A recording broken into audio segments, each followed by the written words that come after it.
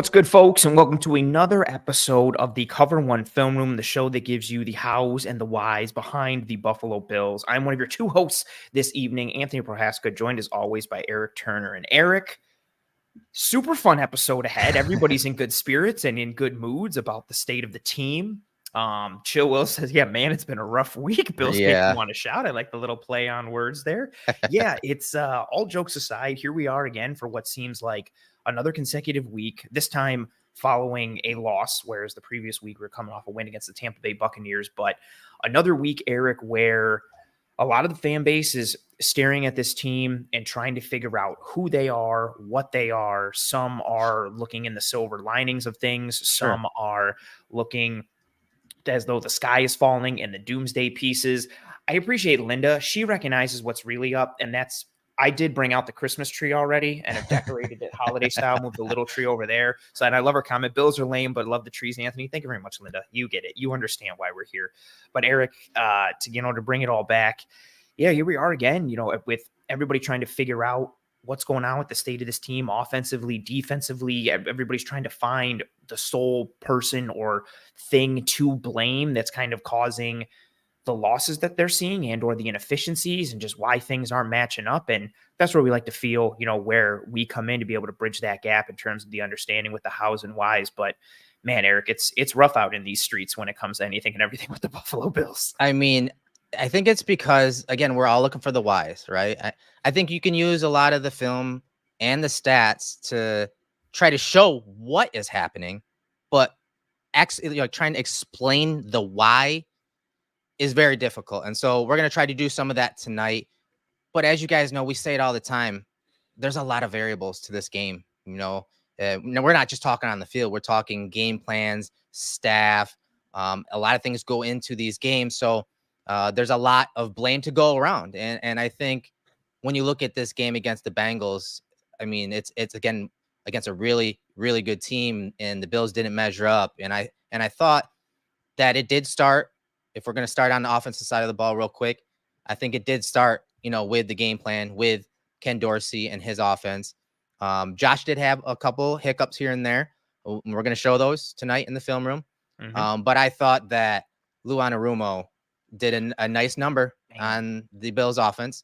And I don't think it was super complex, to be honest with you. I think they played a lot of junk coverages, a lot of, mixed coverages, through a lot of things that Josh pre-snap to post-snap. Mm-hmm. And, that just slowed down the Bills offense. They're not explosive right now. They can be efficient at times, but I think that their defense did a number on Ken Dorsey and Josh Allen, and we're going to show you some of that in the film room tonight. Absolutely. Oh, I got to stop. Oh, this is really nice. We got super chat. Linda, thank you very much for, your tree comment earlier and for being here pretty much every single week. And thank you very much for the super chat. That's awesome. And then I like her comment here. She says, if this was a movie, we'd hire both of you to come in and change things up for the win. Oh, I take that. Maybe Eric, we get a sweet, 90s style montage of us kind of redoing things and everybody feeling good. Yeah. Like the Rocky training vibes. Yes. Yeah. Yes. Ooh, and give me that same song. I want to hear There's No Easy Way Out. There's no shortcut home. We're turning everything around. Instead of looking in the mirror, it's looking at film. I like that. Yeah, dude. It is looking at the whiteboard and drawing X's and O's and just staring at it real hard. I like it. I like where her head's at. Well done. It's a shame that the Bengals are kind of like the foil for the Bills right now, because I really love what Lou Anarumo does. But to your point, there wasn't a ton of, I don't know, the most complex thing they did was probably some of their drop 8 stuff. Yeah. And, but again, it's changing that pre to post snap picture, which we saw them do in the playoffs last year. Last year, it was, throwing delayed blitzes or simulateds and trying to confuse and attack protections, or, running inverted cover 2. And this time it was just hey, where's Sam Hubbard coming from? Hey, who's going to be the low hole player when we drop 8? Or, what coverage are we playing on the back end with 8? And you add that up with, some individual wins up front for the Bengals. DJ Reader looked good. They were able to alternate, DJ Reader's going to win a rep this one. BJ Hill will win the next one. Hendrickson will win one. Hubbard will win one. And then just having some of the good plays from their guys at the second level and guys on the back end. They had a quality game from an individual player, playing the game and individual execution standpoint. And I think that really tied into what they had, cooked up defensively. But to your point, I came away from the playoff game and not to say that Lou Anarumo isn't fantastic, because he most definitely is, but I came away more impressed with the game plan from the playoffs. Yeah. Man, that was a good defensive game plan. Whereas Mhm. this one, I just felt more like the onus was on the Bills offense schematically and execution wise than it was like, I felt like the Bills kind of did themselves in more than the Bengals took it from them. Like they, Right, right. They just kept everything in front of them and threw a lot of different things at them and said, you know what? You're going to run your offense, which Ken Dorsey does every week. We see a lot of the same concepts, some lack of that creativity, not really building those layers, as I talked about in the video I did this week.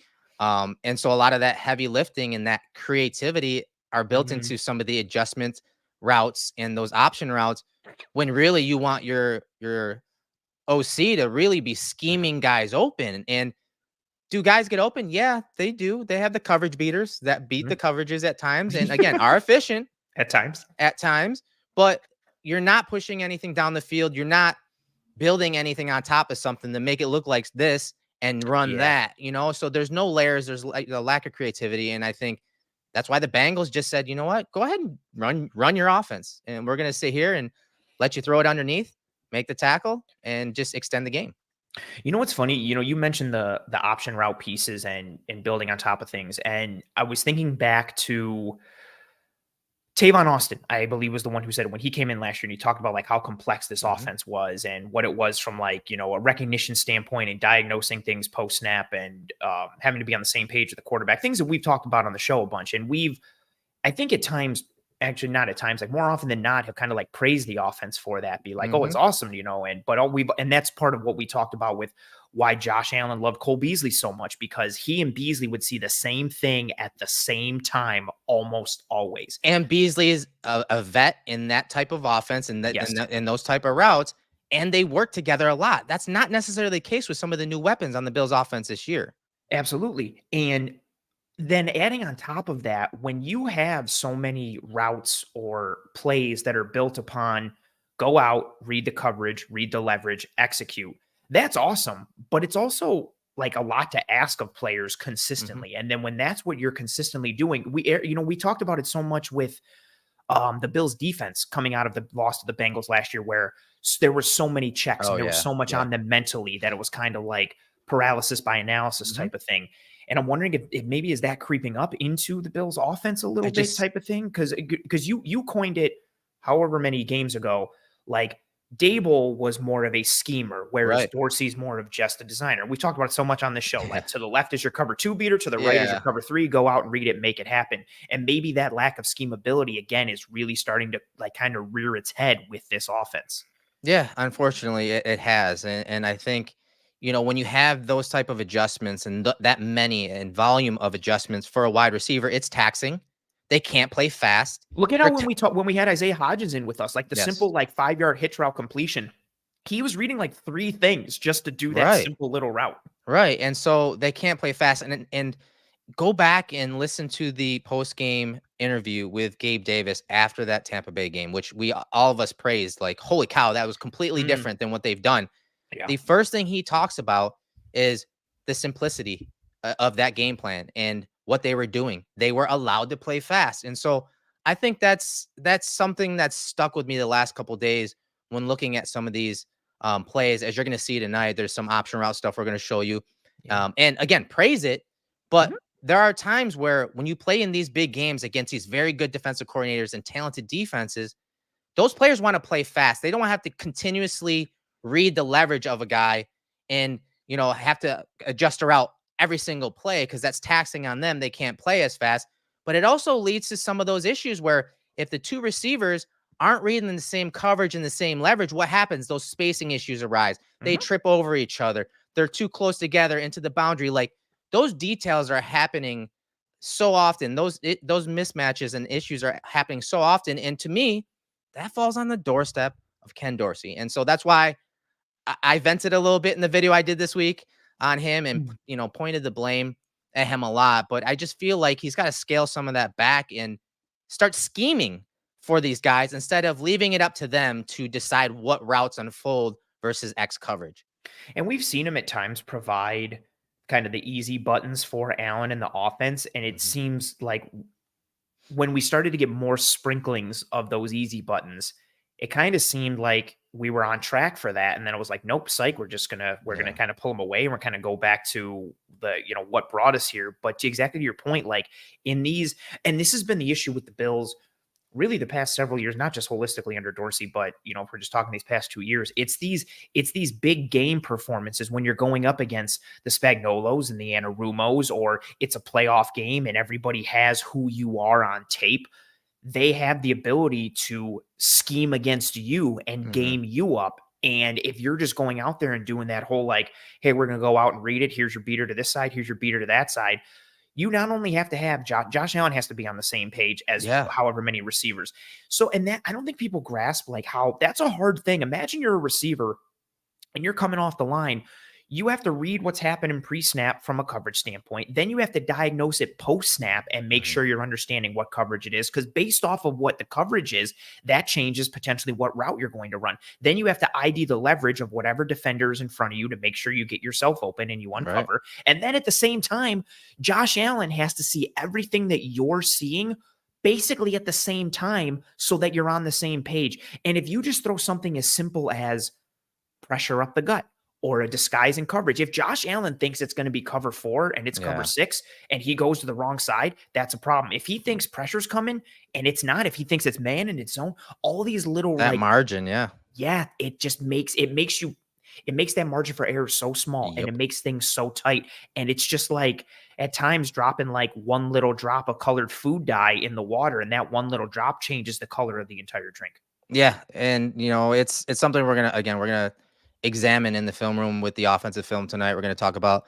Josh Allen's hits, his misses. We're gonna show you how they're integrating Dalton Kincaid into the offense. But on the defensive side, man, Mm, it was an odd game plan, right?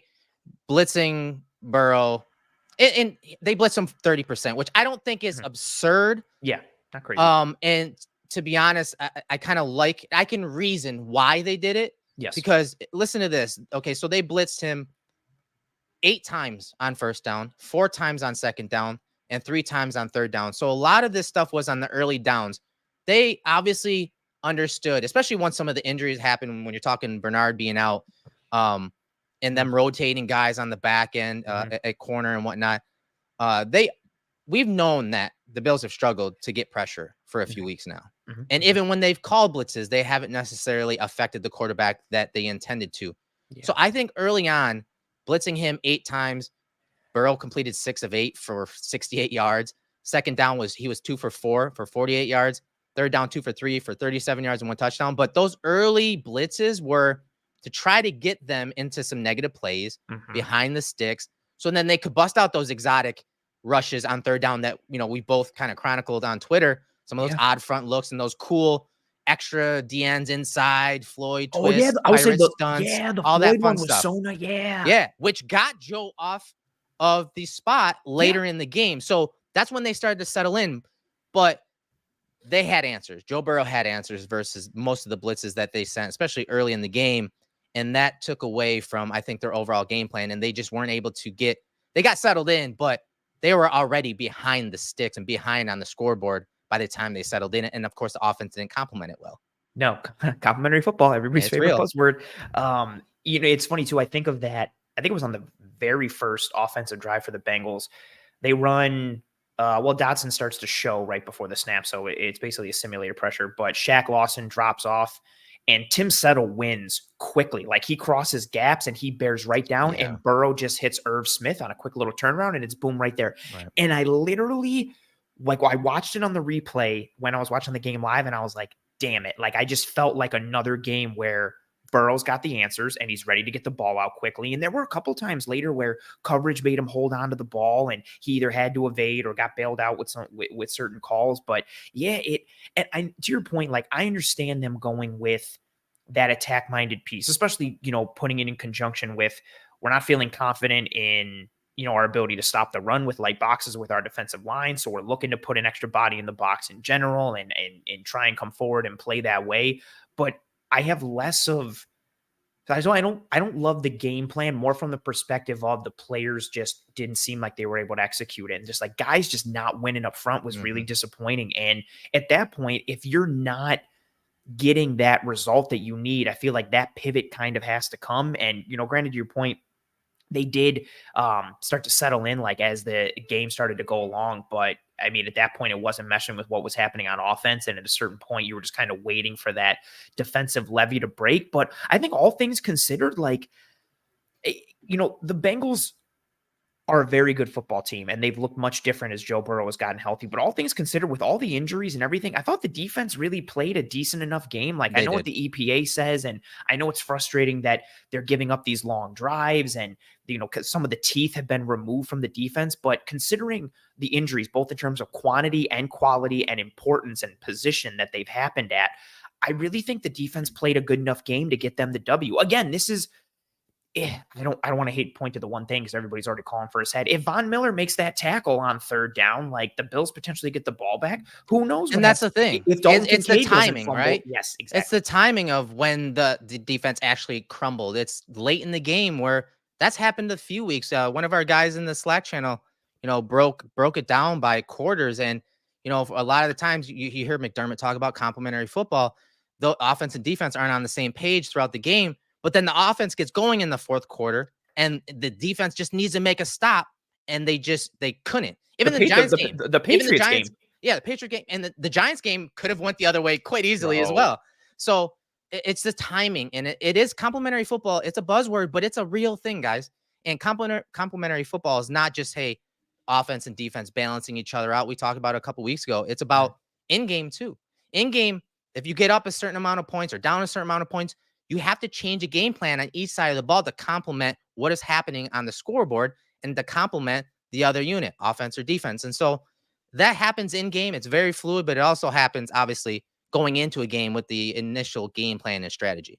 Absolutely. And gotta stop. We got a super chat. Appreciate you, Whitetown's King. You are here pretty much consistently every single week. Appreciate you for being here again. Thank you very much for the super chat. That's awesome. And Whitetown's King has a question, and he says, question, do you think that the Bengals know our defensive signs? Because I haven't seen a QB always have our answers since Tom Brady left. Ooh, I wonder if this is to all the rage now, like everything that's going on with the Big Ten and Michigan and like sign stealing and like everyone's that aspect. Like now, yeah. I think there's always potential of it, especially with everybody talking about like it happens in football, it happens in baseball all the time. Like everybody is keying for your hand signals, your cues on offense. Everybody's trying to steal and take things. But for me, Eric, and then feel free to take the floor. I feel like it's just more of Joe Burrow style and the offense that they run. Like he has those answers, and the Bills have not taken away the areas of opportunity that he likes to work in. And when you pair that from a coverage standpoint with the ineffectiveness up front with your pass rush, and again, another game where Daquan Jones is not available, and it seems that the pass rush goes for this team as Daquan Jones goes, unfortunately. Right. I think all of those kind of coalesce into one, and that's part of the reason that Burrow has the opportunity to have all those answers and have them so quickly. Yeah, and I know with that scandal that's going on, they're cracking down. Everyone's paying attention to that, and it's standing out. And you're hearing on some of these games with very good audio, you're hearing those audibles and all that stuff, and that's not new, guys. You talk to any player, the first footage they look at is the broadcast footage to pick up on audibles, hand signals. So did he pick up on some of the signs? He probably could have. Yeah. But to Anthony's point, you still have to execute. And McDermott said it, and we've seen it. The pass rush wasn't affecting the quarterback, even when they were blitzing. If there was pressure on Joe Burrow, he's got to make that decision faster. He's got to throw it and anticipate it sooner. And so maybe that Palms coverage, he did see it, but if the pressure's on him, he can't, make that throw in rhythm. So yes, I do think not just the Bengals. I think every team going into this, literally, even Daquan, when he was coming on our show, he had mentioned, you hear out the offensive line calling out those protections, 5-0, and so you hear all of those things within a game, after a game, but you still have to execute, guys. And again, I know this is a hot button topic in college football, as Anthony said, but this goes down every single week in every single game among every organization. Now, they're not sending guys in like spies anymore, I wouldn't think. Only to training camp, maybe. Well done. We get that a lot. Giving away the secrets. But I do think that it happens every week, and it's not as bad and dramatic as what we're hearing about in the media nowadays. I like your point too that like you still have to execute like against it even if you know what's up, and that's not even if you think you have the answers to the test, like it may sound simple, you still got to go and like choose that answer or write it down on the piece of paper, and it's not as easy to do that in the NFL. I think really what we've just with the Bengals, and I hate saying this, it just feels like whether it's due to the injuries and how everything has happened these past two games, the divisional round last year and then this game now, the Bengals just seem to not be like a good matchup for this Bills team. And I tell you, some of the ones that made me the most frustrated, like the Rasul Douglas coverages on T. Higgins, where I he's know. right there. The coverage is beautiful. His read is beautiful. But T. Higgins just has these long pterodactyl arms and these super He strong just hands keeps that it he's out just there. plucking it. He did it twice, I and know. Rasul was right there. And it's just like, I see those things and I'm just like, man, it's not in the cards. Like you're just not meant to win Right. these games. And it just seems like the chips always tend to fall, in favor of the Bengals. But again, it's a testament to their players, to their coaching staff. And Eric, the name of the show is The Film. So without further ado, for everyone, as we've waxed enough poetically on the state of the team coming out of this game, let's dive into the tape and really break down a lot of these important aspects and pieces from this Bills versus Bengals game. Yeah, so we're gonna start off with Allen's hits. So some of the good plays, him, pre to post snap, reading the coverages, working through his progressions. And we're gonna start off with this play, first third down of the game. And you're gonna see Josh Allen work the top of the screen, the smash concept to the top. It's taken away quite quickly. And so he hits his number 3. That's Diggs right over the middle. Again, just reading the coverage. He sees that the high low to the top is taken away. And so he goes to, because usually this is like 1, 2, and then here's 3. He hits them. Very good throw in rhythm, and they move the chains on that first third down. Yeah, this one gave me confidence early on. I mean, really this whole first drive, and I think you could say that for almost everybody, like watching how the Bills move the ball, but just him going from 1 to 2 to 3, especially Eric, with how much we've broken down, like his struggles just to, hit the hot or read this coverage and read the 1 to 2 and go to 2 based on what's happening with one, like seeing him function within rhythm, getting through his reads, getting through his progressions, and then seeing this play kind of come together a little more of like a full field option where you're looking to the right, but then you've got that other piece coming from the left instead of it being more traditional, like half field and half field. Right. This was encouraging. And again, like a nice, like rhythmic piece for Josh Allen. And when you see this early on, these are usually signs that indicate like this is going to be a good offensive performance. Yeah, no doubt about it. I love your point about, hey, he's working 1, 2. It's not there. Number 3's coming into his line of sight. He's not working half field reads where he has to go all the way back across the field Mhm. on some out route by a slot receiver. So this is a cool concept. So we're going to dive into this one a little more. Yes. This is called their choice concept. And we had Cole Beasley talk about this and say, hey, I remember that play. I brought that to Buffalo. So this is that 22-yard gain by Shakir, who's really stepped up his game and really taken over that, old role held by Cole Beasley. So this is what we're Mhm. talking about with these option routes, Anthony. This route looks like it's a simple dig and wheel route, but this is actually an option route by both of these wide receivers, as you'll see going forward. So I'm going to fast forward, or actually rewind to a couple games before, and you're going to see these plays unfold. The same exact play, but you're going to notice that the two routes here to the bottom, Shakir and Davis, it unfolds a little differently. You get the wheel right off the bat, and then we talked about this play where Davis hugs right Mhm. inside that flats defender. These are option routes by these two guys. So these guys have to read the leverage of the defense and coverage and then run those routes and adjust those routes. So here's another one versus the Patriots, top of the screen. This time, the movement by Shakir uncovers or IDs it as zone coverage. So watch, you're going Mhm. to see them basically hook it up. They're going to switch release, hook it up. Josh goes somewhere else with it to the bottom of the screen. Again, option routes. This is called choice. So old run and shoot, June Jones, Hawaii, Mm. SMU. Like these are all plays that, again, a lot of the heavy lifting and creativity is held by the wide receivers on the field. This was a cool one early in the game against the Patriots. Top of the screen, Davis, Shakir in the slot.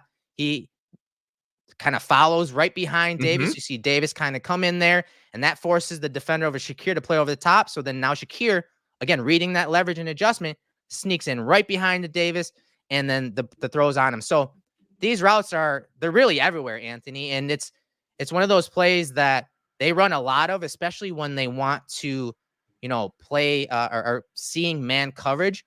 but they also have adjustments so that these wide receivers can also, change things up, hook it up, and read that adjustment. But this was like a little crossover by Shakir to the top. And I'm honestly wondering if he was planning on coming back inside, but he saw Mm. Hilton choke that off. And he said, you know what? I can get up the sideline. And then Josh extends it and hits him. I love the compilation of all the plays with this option concept, because it highlights some of the positives that we were talking about earlier when we opened up this episode of like what kind of this option offense or like reading things post snap can do for you, because when it clicks, it's unstoppable because you're making your route based off of what the defense is doing. And when you're doing that in real time, you have the answers. It can't be stopped. So that's a huge piece in and of itself.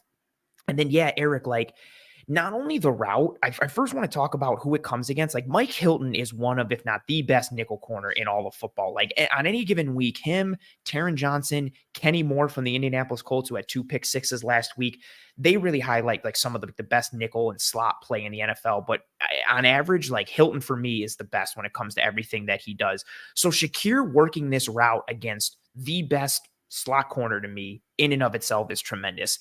And yeah, he hits him with that hesitation, almost like a point guard driving the lane with that little crossover. He hits him with the hezzy, breaks him down. And I love your point there about, potentially actually kind of thinking he was going to bring this back inside, but he sees Hilton's positioning and then adjusts it, because this initially made me feel like it was looking like the last play that you showed from the compilation against the Patriots, where he ran more of kind of like a follow route type of thing. Cause it almost looks like he was selling the follow route here, which we've watched the Bills run a ton and they're very bad at it going back to last year. But it's like he sells.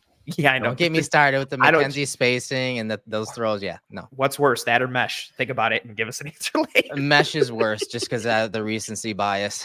That's fair. It's just a real pretty route. It's a real pretty understanding of leverage and the spacing and the ability to get Hilton to break down and then time it, where as soon as he gets him to break down, he's kicking it back into gear and getting upfield, making it look like a potential follow route on that concept. Like, all of it, it's a real great job mentally and physically from Khalil Shakir, and then Josh reading it. And technically, if like the only real negative with this, like if Allen puts it out in front of him a little bit more, this is probably an even bigger gain. But not even trying to like nitpick that piece. Like, this is a really great route from a nuance and context standpoint. Like, we talked about it with him coming out of Boise State. Shakir he's got good deceptive body language when he runs his route. And you saw that deception there. Yeah, boom. This is the one. Like, I felt like he made it look like this route. Granted, Hilton stays underneath, whereas in this time, Miles Bryant went over the top. And so it opened it up, which made me think like, was he still just trying to sell it like he was running this follow piece like he did here, thinking that, kind of one of those like, I know what you know, that what I know type of thing, and then use that against him?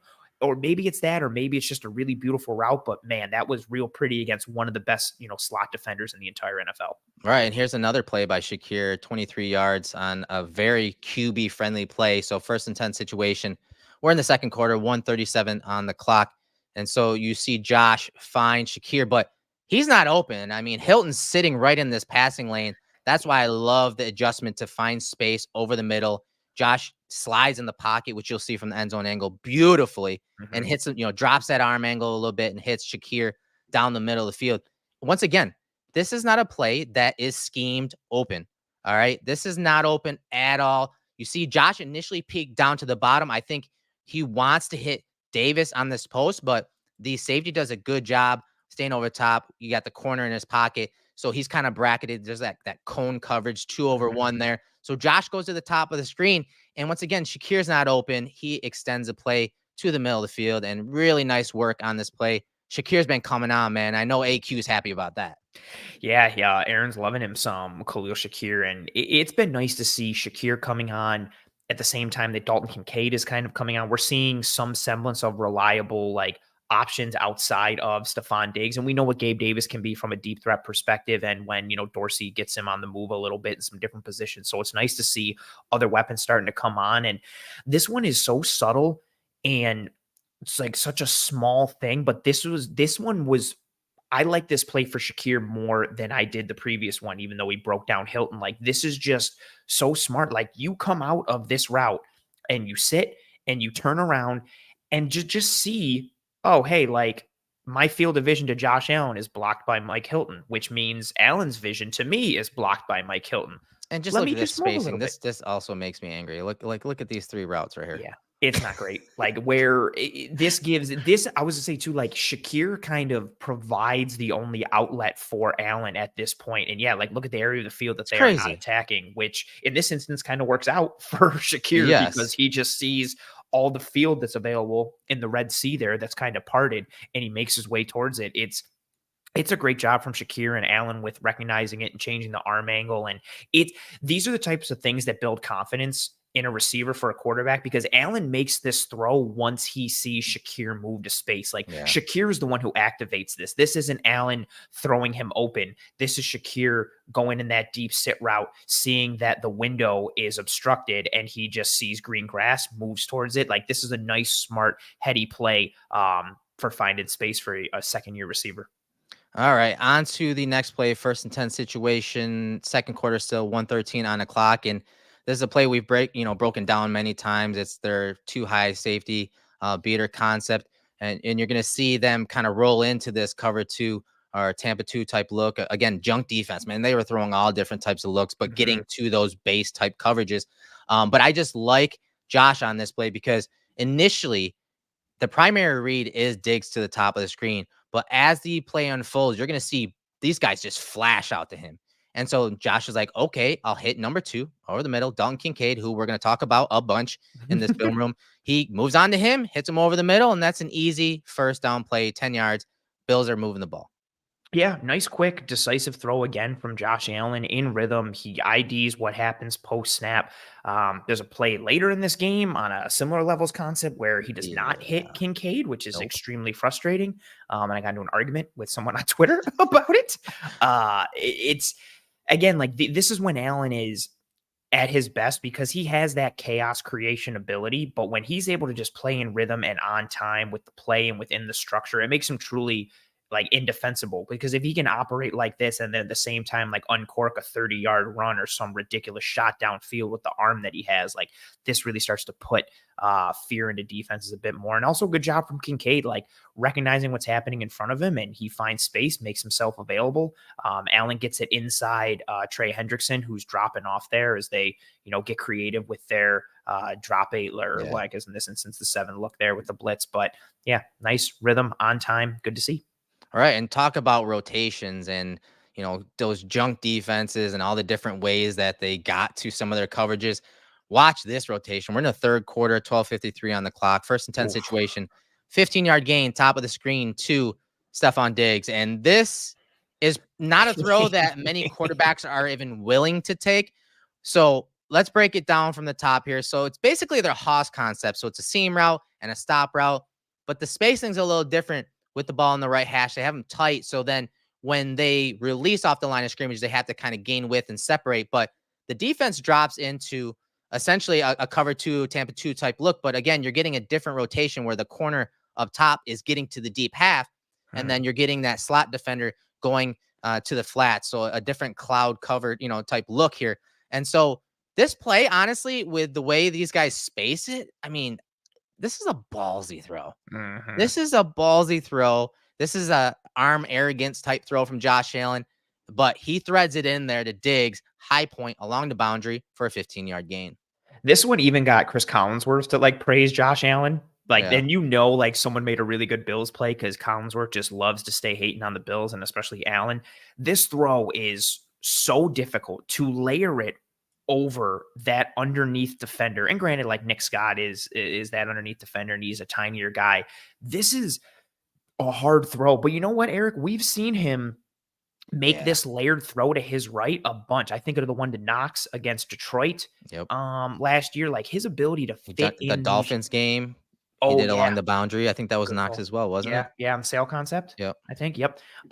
Just his ability to layer these throws, specifically to his right, it works all the time. And it's these type of throws that make his interception to Cam Taylor-Britt that was never open with the corner sinking. Like it's throws like these that make you go like, well, because he pulls off these ridiculous Gotta shots take that the good with the shouldn't. bad. Yeah. Exactly. It's the yin and yang of Josh Allen. Like him making this throw the thing that triggers in his brain that makes him make this throw is the same thing that triggered in his brain when he threw the interception to Cam 100%. Taylor-Britt. Like, it's the exact same thing. But Eric, like we've talked about so much, like more often than not, the yin and yang of Josh Allen like skews more towards the positive or towards the amazing.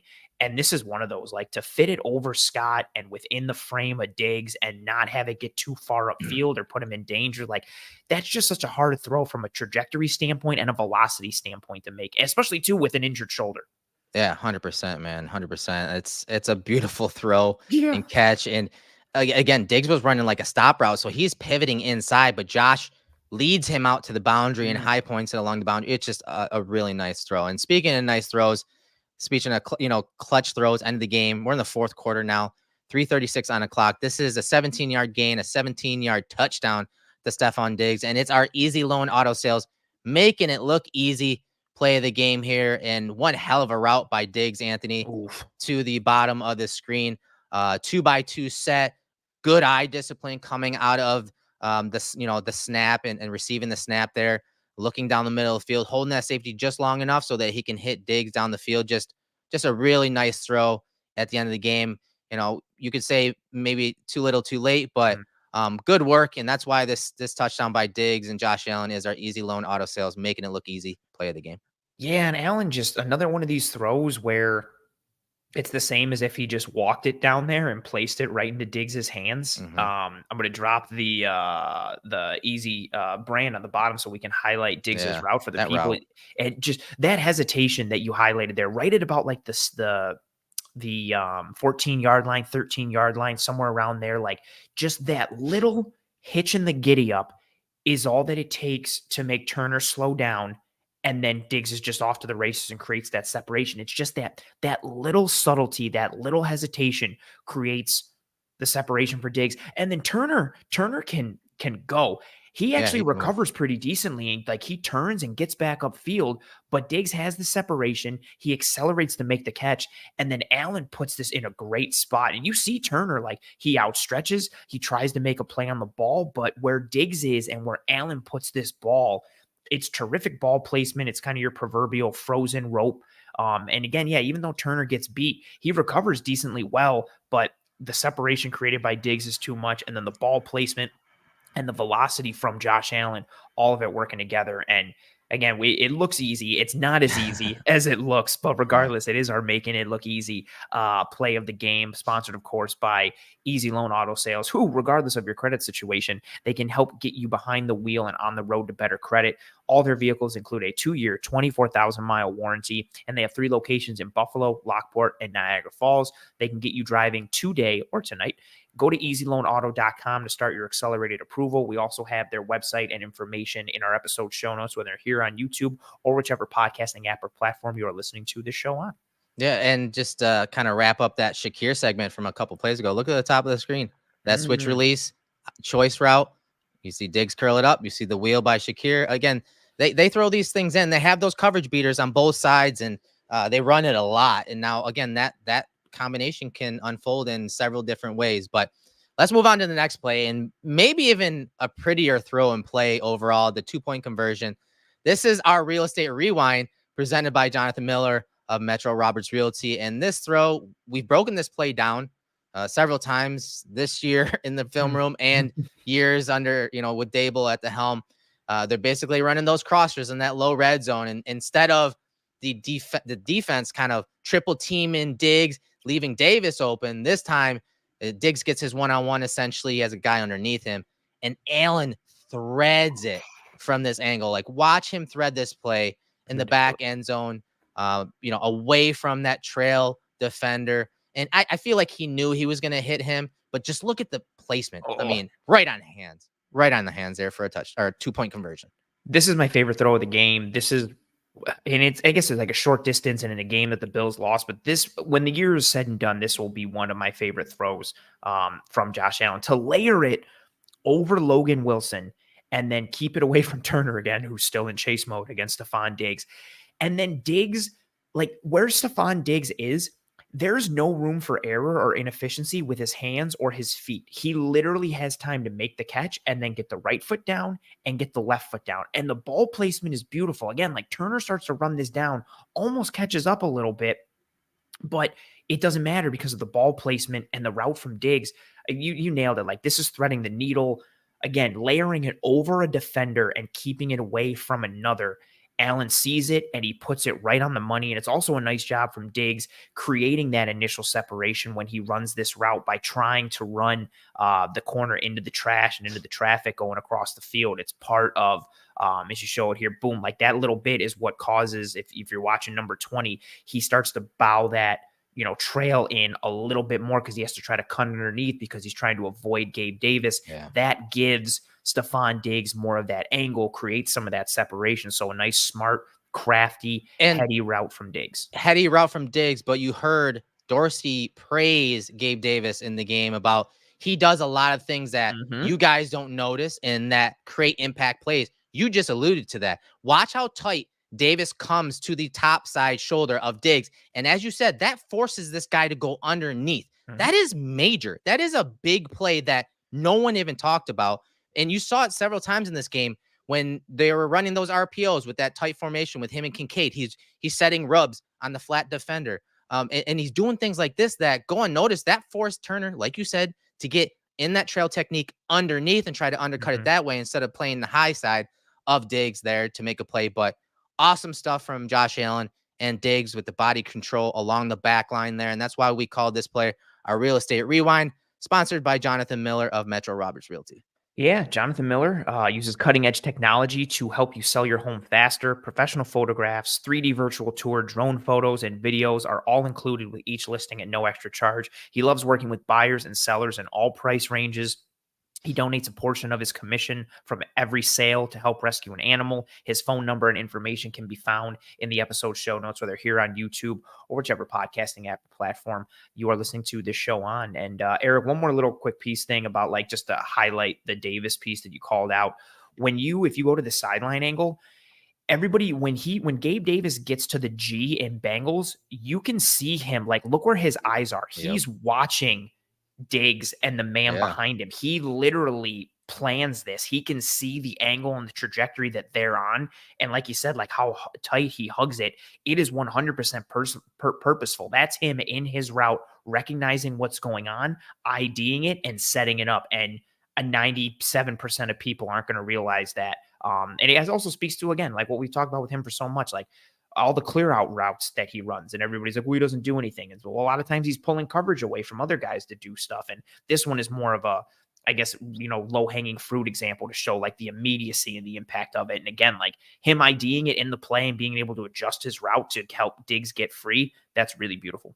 All right. So we went through a bunch of the positives, a lot of the arrow up plays. But before we get to Josh Allen's misses going forward, take a listen to this read from our guys, Greg and Aaron. Many people ask us the best way to support us here at Cover One, and that is to sign up to become a Cover One Pass member. That contribution helps give us the access to all the data and information we use to create the content that you love. And I think most importantly, brings you into our community of insiders. It's a great community based on Slack. I know a lot of people don't want to be on social media anymore or be in on those conversations. We bring all of it to you right in our great community of educated fans. And most importantly, you get access to our content creators. Even better than that, everybody loves merch. You get awesome t-shirts, a cool decal, and a letter from the Cover One team signed directly to you. All for $60. That gets you the entire season, next year's free agency and draft. $60. Click the link in the description. Cover One Insider. Become one today. So yeah, guys, we couldn't do any of this without you. So if you're into what we're in, supporting us and what we bring to the table when it comes to our content and the coverage of the Bills and the way we do it, become a One Pass member and insider with us. The Slack channel on game days. It's a lot better than being on social media. It's like family in there, and we become very, very close with a lot of our insiders, and you're going to get a lot of info in there that you're not going to get from us on social media.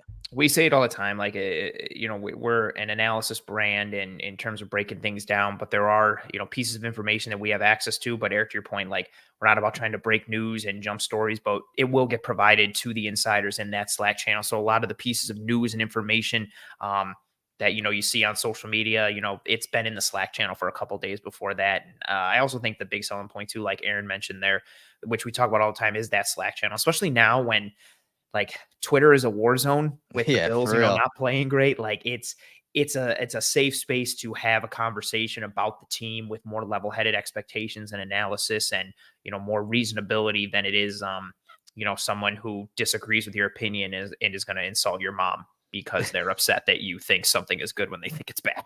Yeah, I know, right? But again, we couldn't do this without you guys.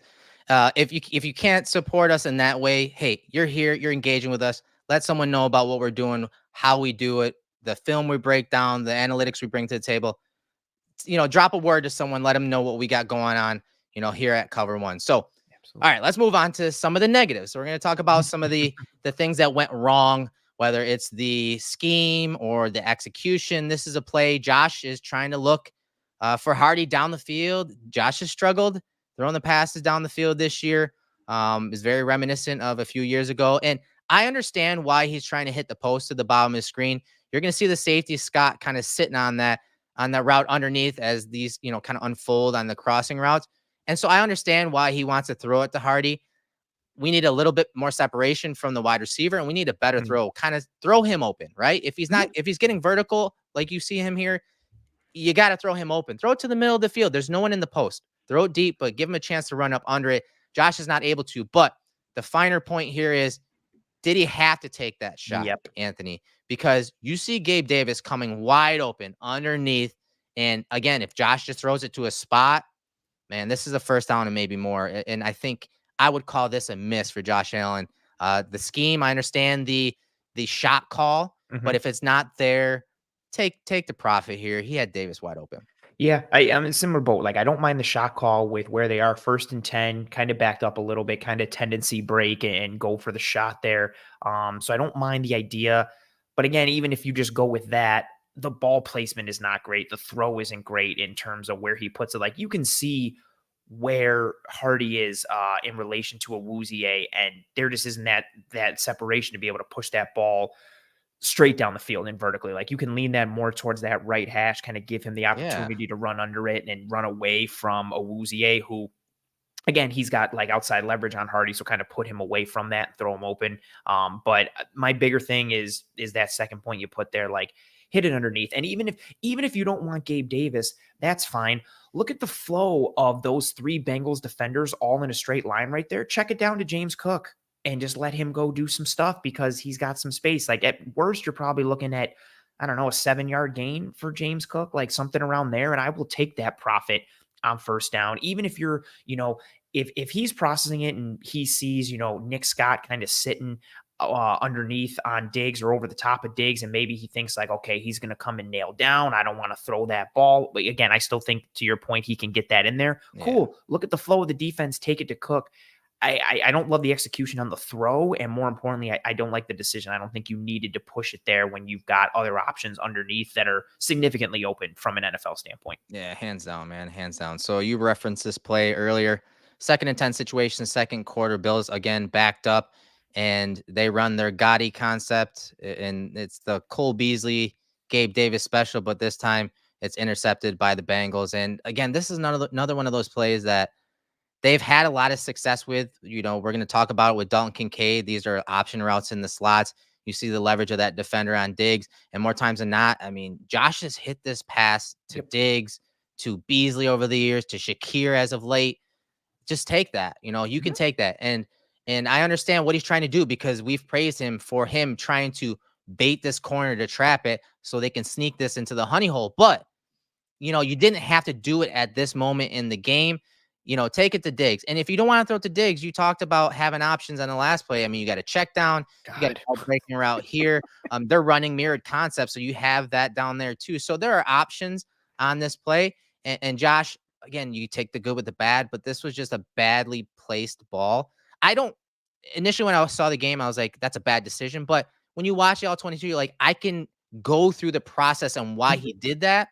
But the throw was still bad. I think Davis has enough separation down the sideline that, Josh could fit it in there. We've seen him do it. He did it a few years ago in the red zone against the Steelers, faked it to Beasley, hit him up over the top for a touchdown.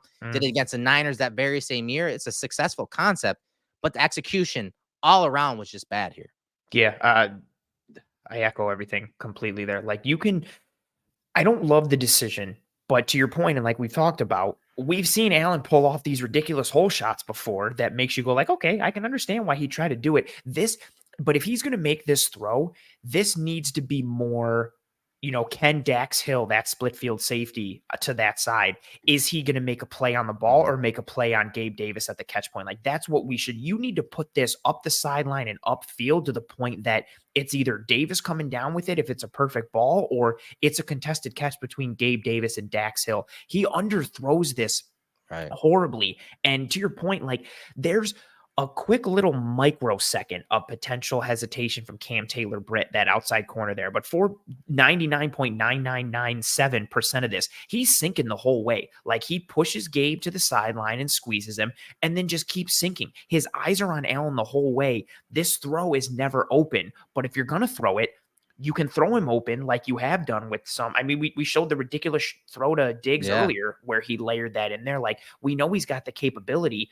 You got to make a better throw from an execution standpoint. I think that's also what's going hand in hand with so much of the struggles with the offense, because there are the flaws with Dorsey and with this offense structurally and schematically, but then Allen isn't helping himself with some of these decisions, but more importantly, like the execution from a throw standpoint. And especially too, like that little icing on the cake, you could have just hit the Diggs right away. And even if you didn't, if you thought that whole side was mad, you have the outlet with James Cook. Like I could even understand you not feeling comfortable scanning all the way to the right side and being like, okay, let me see if anything's open with the mirror concept on the other side, because they're running the same thing. Even if you don't want to go all the way to the right, cool. You have the check down. Just dump it down to James Cook. I will take that. I hate to make this comparison, but do the Tom Brady, Peyton Manning thing.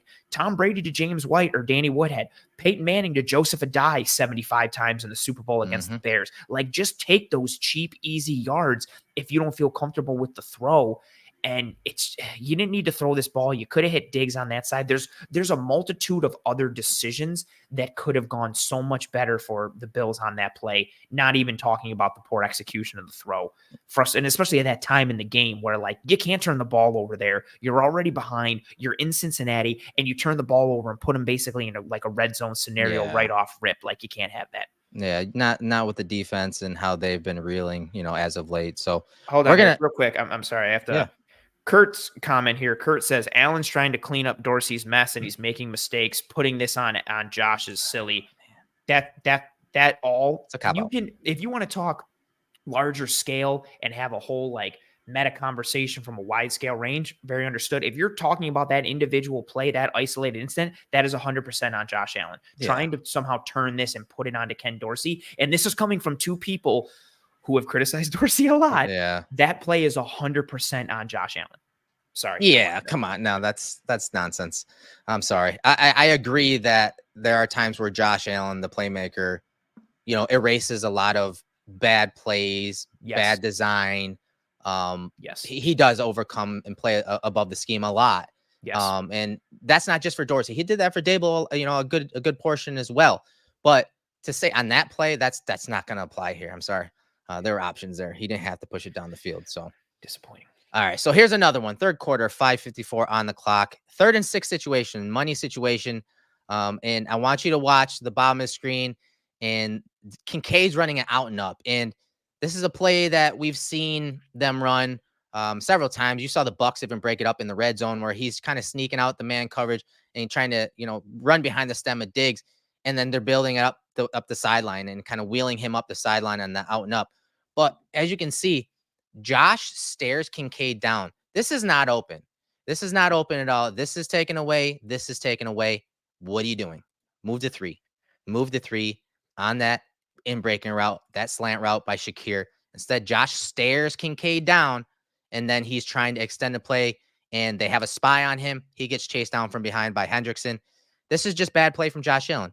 Hit the guy over the middle to get the first down, and you started up this situation backed up. Like this, like get the offense on track. Do not stare the wide receiver or tight end down. Hit your number 3. Go through your progressions. Actually trust in the play because they're just waiting. And Logan Wilson, the linebackers, spying on him and just waiting for him to leave the pocket. And there's just no one open. If he would have hit Shakir in rhythm at the top of his drop, this drive is going to be extended. Unfortunately, it's not. Yeah, this was, and a little side piece, like I like what Wilson does is he spies Allen. Like he doesn't come forward. I feel like he was sitting and just waiting for Trey Hendrickson to come up from behind and kind of go for the strip sack. I thought it was kind of like a smart additional like heady play from Logan Wilson. But exactly to your point, he stares him down. And also, too, if you're going to commit this hard to staring down Kincaid, you got to throw it up and try and let him make a play. Like if you're going to stare him down and you've decided this is going to be your option, you can see Logan Wilson in front of you. You're not going to get that by trying to do something with your legs. There's also Pratt to the right of him, even though he's getting picked up by Murray. There's another defender in the middle. People have eyes on you, even if you're not feeling or recognizing Hendrickson coming from behind. So if you're going to stare down Kincaid, cool. Throw it up. Like let him try and make a play. Even if you want to go that route. And you're right. Watch Kincaid at the top of this. I know it's a little late and Josh is committed to running it, but he throws that guy by and falls down. But it just, Anthony, man, it's just so easy. It's just so easy. Again, you get that little route by Shakir behind Davis. And that's that like option route that we talked about, man. This is stuff they used to do with Beasley. This is what Tom Brady used to do with Wes Welker and Edelman, like sneaking that guy in behind the release of the receiver on the line of scrimmage. And then boom, right there, just hit him. Hit him. He's wide open. And you know what? If he places it properly, right up Broadway he goes. Like, come on, man. Just take the easy play here.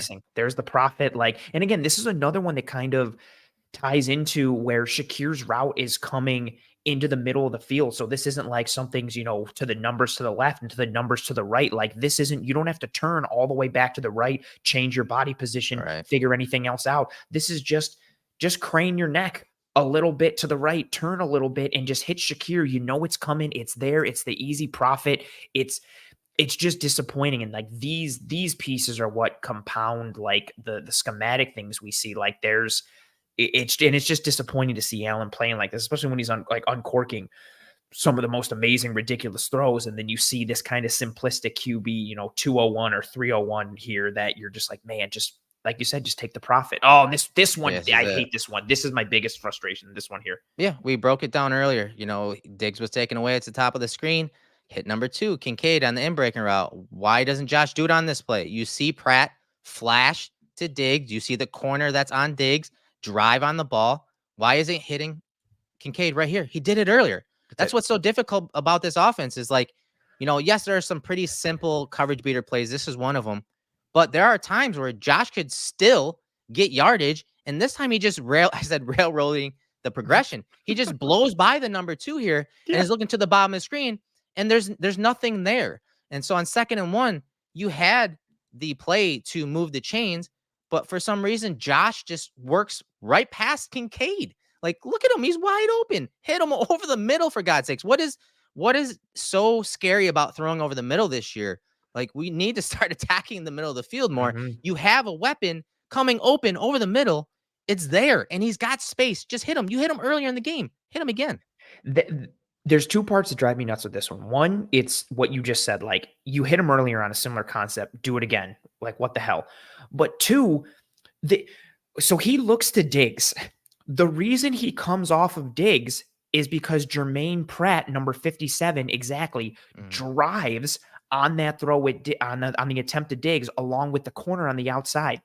So Allen wants Diggs, but both of those defenders are driving on him, which means if Jermaine Pratt is driving on Diggs, that means Kincaid is going to be open. This is literally the read. If Pratt sits there, you hit Diggs. If he drives on Diggs, you hit Kincaid. So the play actually works out for what you want more with the chunk play. Like Diggs is the smaller gain that, okay, cool, we'll take the 5 yards and move on. The bigger chunk play opportunity is if that apex defender drives on the underneath. And that's what happened. Pratt drives on the underneath. Kincaid clears, boom, and there's so much space. This one drove me nuts because I don't get, Eric, why he why he comes off it. Like, that's the read. You are reading that defender with that concept. That's it. Boom. Like, I don't know why right here, when you're seeing Pratt moving, that's what gets him off the throw. And instead of it getting him off of Diggs and onto Kincaid, like you said, he just goes all the way to the other side of the field. I don't know why he does that. Like, this is the concept. It breaks my brain because this isn't. Why do you do what you do sometimes, Josh? Right? Yeah, I feel like, why are you the way that you are? Like, I hate so much about the things you choose to be. Like, I just don't get it. Like, this isn't, Dorsey making things too hard for Allen or Allen being broken. Like, it's or on any of these like hyperbolic statements, but it's just so perplexing and so confusing because that is the read. Like, he wants Diggs, but Pratt drives on it, which means Kincaid is open, which he knows or should know. Oh, it's just, man, it's so frustrating. That's the one that gets me the most. I need a cigarette.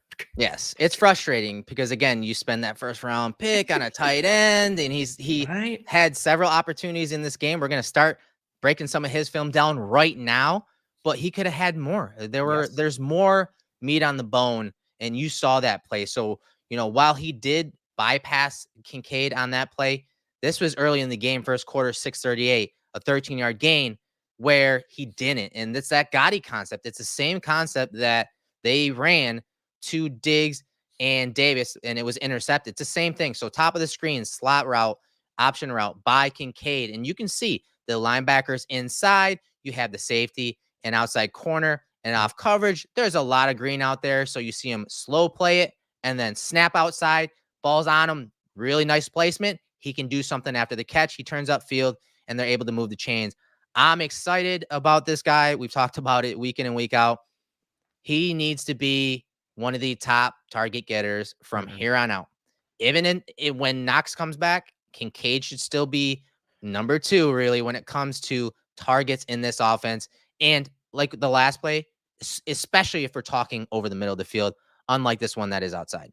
Yeah, absolutely. And especially for, speaking in a vacuum, like this upcoming game against Denver, like Josie Jewell and Alex Singleton, like if you can isolate Kincaid on them in space, oh boy, like he should have a day in theory.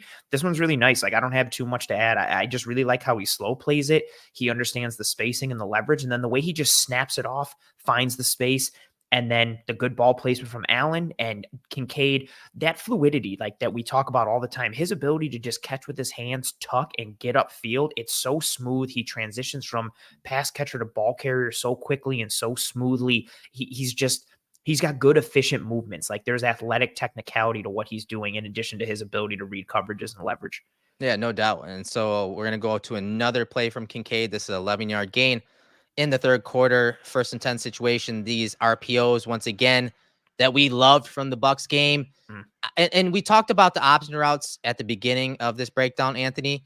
And this is why the RPOs, once they started running these, we're like, oh my God, these look so crisp. Yes. They're gaining yards. It's decisive because these routes are locked in. There's no option routes. There's no Josh Allen waiting for a wide receiver to read the leverage, for him to read the leverage, and the timing and the spacing is so important. It's Josh making a decision with the ball on these locked routes. It's a two-man route combination. And we talked about Davis doing all those little things. Watch this play. This is the flats defender right here. I think that's Hilton as well, right? Is that Hilton right there? Correct. Watch Davis run the interference right there and pick him, rub play right there. And that allows Kincaid to get out in the flats on that diagonal route. And you talked about that fluidity and ability to transition into a runner after that catch. I mean, it's so smooth for an 11-yard gain.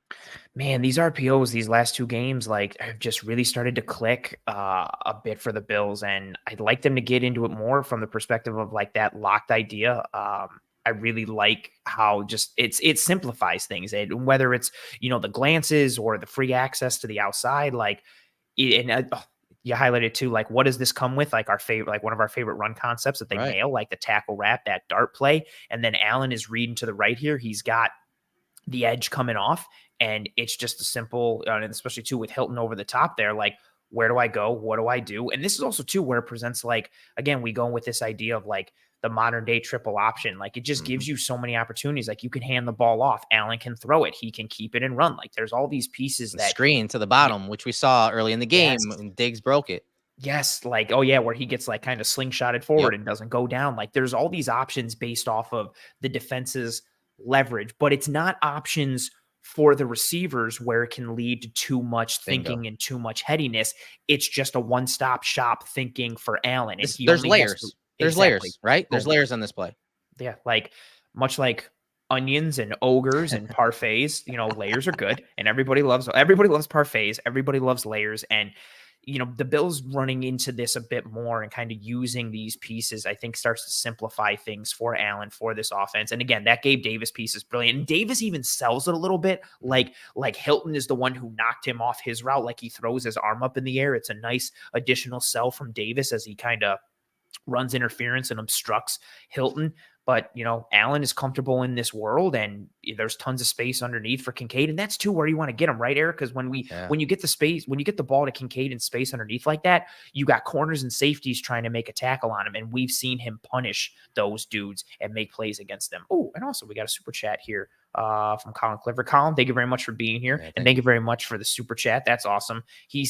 Colin says, it seems like Josh is just not anticipating enough within the structure of the offense, at least lately. And then he says, great show, guys. Oh, thank you, Colin. What are your thoughts there, Eric, on Colin's comment? Yeah, I will agree to a certain extent. And that's why I say, like, okay, what's the difference? What's the difference here? And that has to come back to coaching, whether that's Joe Brady or Ken Dorsey. I feel like we always compare Dable to Dorsey. I feel like under Dable, Josh did a much better job of smoothly going through progressions consistently.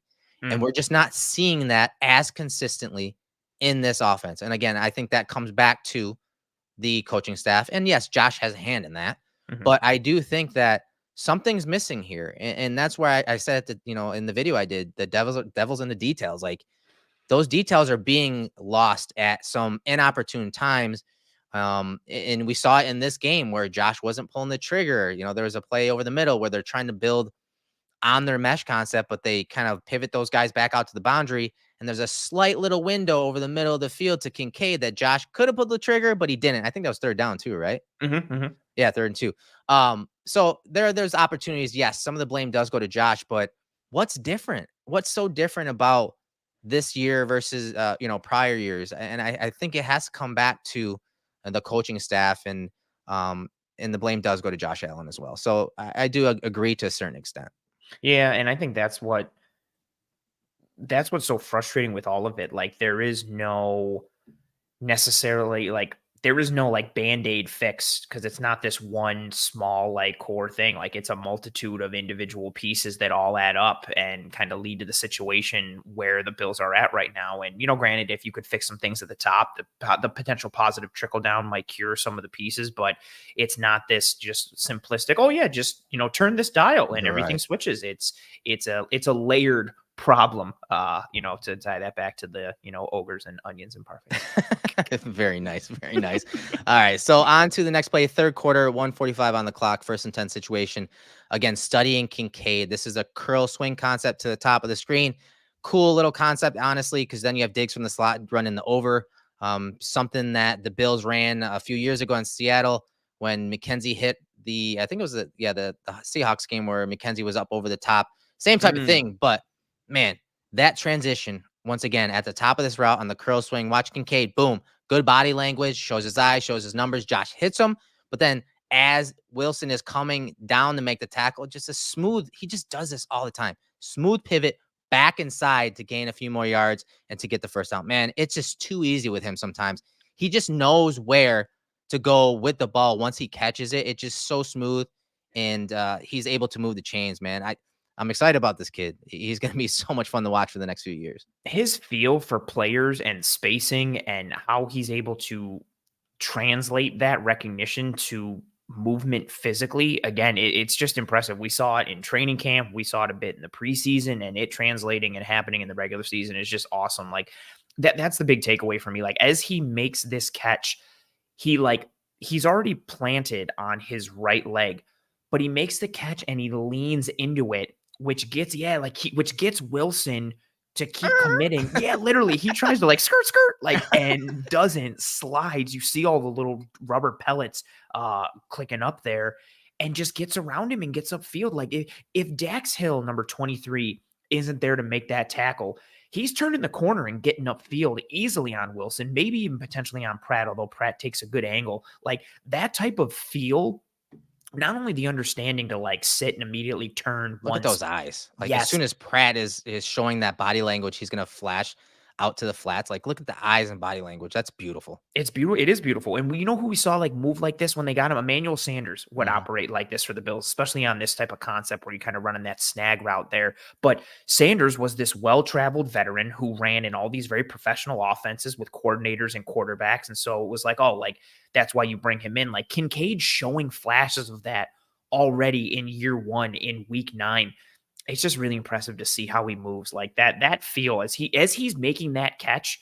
He's already like engaging in the move to beat Wilson. Technically, he does the thing. He violates the rule. Like he doesn't even look the ball in. He just catches it. And as he's making the catch, he's already IDing Wilson and setting up that move. And he does it instantaneously, smoothly, fluidly. It's beautiful, man. And he does it regularly on like everything. Yeah, no doubt, man. And so later in the game, unfortunately, we got to break this play down. His fumble, fourth quarter, 13-25, first and 10 situation, 9-yard gain here, but you do see the fumble. But again, building on top of that Gotti concept, that option route from the slot.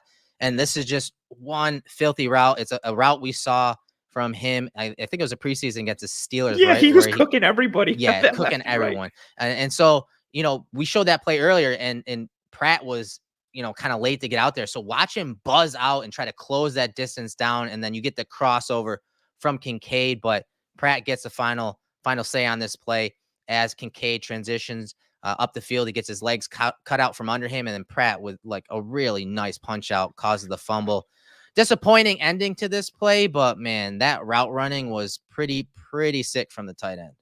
Yeah, like you said, kudos to Pratt. Like he gets beat, but gets on his horse to try and make up for it. And he does by getting this ball out and creating the turnover. But damn, like that's another crossover type move. Mhm. Like that's an and one mixtape type crossover right there. Like that's hot Mhm. sauce with the professor like at the top of the key and it's so beautiful, the timing of it. And you see him do that regularly. Again, like going back to the Steelers, what was it against Cole Holcomb? He has a couple, Mhm. I think maybe one against Splain? Spillane or maybe Quan Alexander. Yeah, one of those guys. Just his ability to set up linebackers and second level defenders and then use their momentum and leverage to make them look foolish. He does it with regularity. And these are two really good linebackers that we've shown on back-to-back plays that he has outworked. Logan Wilson and Jermaine Pratt are both individually very good linebackers. As a duo, one of the best linebacker One of the tandems in best. all of football. And man, like I also too, like I can't believe like they got Pratt to come back on the team-friendly deal that he came back Yeah. on. Like I thought for sure he was going to cash in somewhere else. But man, like Kincaid cooks him on this one. It's unfortunate with how this play ends up, especially where he would have gotten this ball down to, starting to get into the lower red zone area. But man, like what a route just from a fluid and setup standpoint. Beautiful.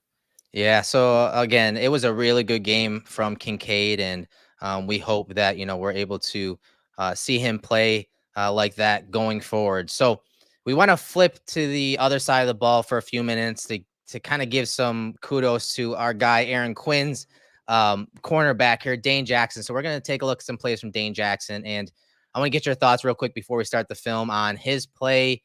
And I gotta say, it was impressive. But it's even more impressive when you think about the move that the Bills made in getting Rasul Douglas and how that probably was that move was probably done to kind of push him out of the lineup. But Dane came back and was like, "Oh yeah, I've seen this before." Much like Levi Wallace over the years, Yeah. I've seen this before. You guys You are trying can't to kill replace me. You can't kill me. Yeah, exactly. Okay, here we go. I mean, this might have been his best game as a Bill, like all together. Like he was balling. Especially against the level of competition, like Yeah. who he was making these plays against. Like a bunch of these are on Jamar Chase, who's one of the best wide receivers in football.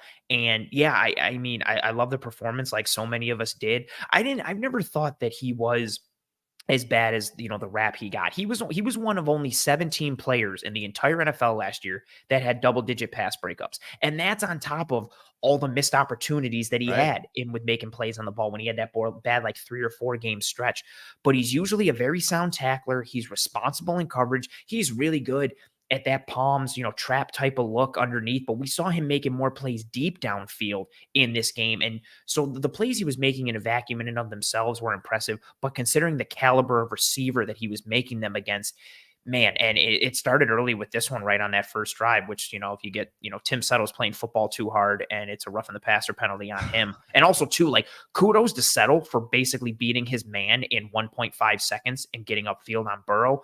But, highlighting Dane, like, reaching out, extending, and getting this away from Chase, reading the hips, staying calm and comfortable. This is such a great play right off the bat. Yeah, and it's cover 3. That's not even really his area. This is really up to Taron to be that flats defender. And Taron makes that throw a lot more difficult in that window. Obviously, you see him playing and undercutting that. But the read, as you said, the read on Chase by Jackson, look him trigger right downhill and go make a play on the ball at the catch point. Like, this was his night, man. This was his night. Even when he lost, the mettle and recovery that he showed, like, this is why the team loves him.